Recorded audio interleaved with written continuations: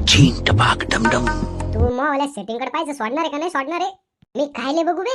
ती स्वतःच माझ्या लाईन मारून राहिली ना. अशी कान माग बाजी ना लाईन मारती होय ती तर लाईन मारती का? मायावर खरं प्रेम करत ती मायावर कोणाकडे बघू पण शकत नाही ती आणि तर लाईन मारायला लागली ती. कान फाट सुजिन तर आलं. गपचूप सुधर सांगून राहिलो तुले. अबो सुधर, त्याच्यावाला बाप गुंडा आहे गुंडा. ऐकलं ना आता कोण आहे मग मला बाप? आजपासून तो आली कोणती गोष्ट माझ्या कानावर आली ना तर विचार कर बाप्पू मग तुझ्या सोबत काय होईल.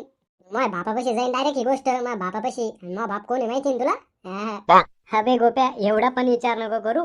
याचे बाप कुठे पण जाते ना लपूनच जाते. त्या गुंडाराय दाखवायला गेला मरणाचा आणला पोलिसांनी सुजूस तर. काय म्हणू लागला तो मले? का बेट टाकल्या तू जास्तच नाही बोलून राहिला का? ज्यादा कुठं बोलून राहिलो मी बी घाबरत होतो तो बापाले. पण एकदा तो आला बापाची मग बापाची फायटिंग झाली. मग बापाने असा मारला तो बापाले दे लात दे घुसा इकडून उचल तिकडे आपट मारण्याचा आणला. तेव्हापासून नाही घाबरत. तूच सांग आता खोटं बोलून राहिलो का मी?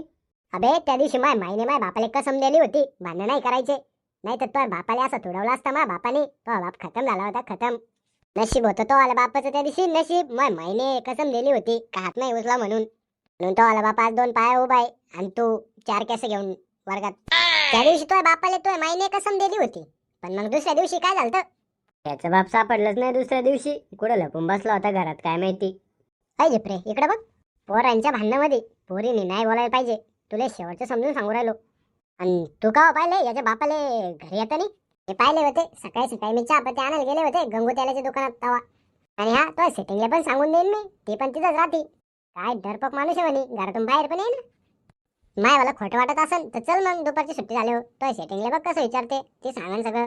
उलट तू मावले उपकार मान का तो सेटिंगला सांगितलं नाही मी काही तो वाला बाप आहे.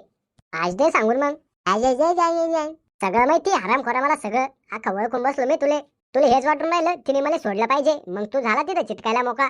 गोप्या मी अजिबात असं होऊ नाही देणार. मोला नाव बी वायब्या कानामध्ये नीट घाले शब्द मोले नीट कानामध्ये घाल.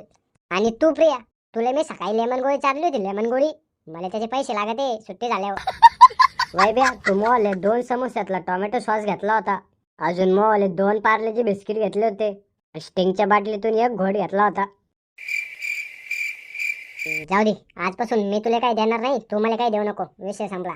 का बे लटा शेप्या तू काय असं बघून राहिला? तो बापाला तर मोला बाप असा पळू मारीन पळू. बे मोला बाप 5-5 हजार रुपयाचे प्रोटीनचे डबे खातो प्रोटीनचे डबे. जिम करते मोला बाप जिम. रोज दूध आणि केळन काय असेच खाऊन राहिले का? तर बापाला हाणू तो बापाचा खलबत्ता तलबत्ता बनवून टाकते. मी काही बोलून नाही राहिलो तर मला फायदा घेऊन राहिला का तू? बोलू माझ्या बापाला बोलू? तू बोले भरतो बापाला लगेच समजून जाईन कोणाच्या बापामध्ये किती दम आहे. आज काय क्लासमध्ये मास्तर नाही आला का? अरे बाबू ह्यो सांड कोण आहे? पप्पा तुम्ही काय लिहिले इथं? मी सांगायला आलो घरी येताना 4 अंड्याचे क्रेट घेऊन ये 4. चालन घेऊन येईन. बे तो आले बापाने तर एकदम तगडी बॉडी बनवून ठेवलेली आहे. वैभ्या काय म्हणतो आता? मा बापा अजून गेला नसेल. बोलू का? पप्पा पप्पा ओय भावा राहू दे नको बोलू. अच्छा झाली का आवा टाईप?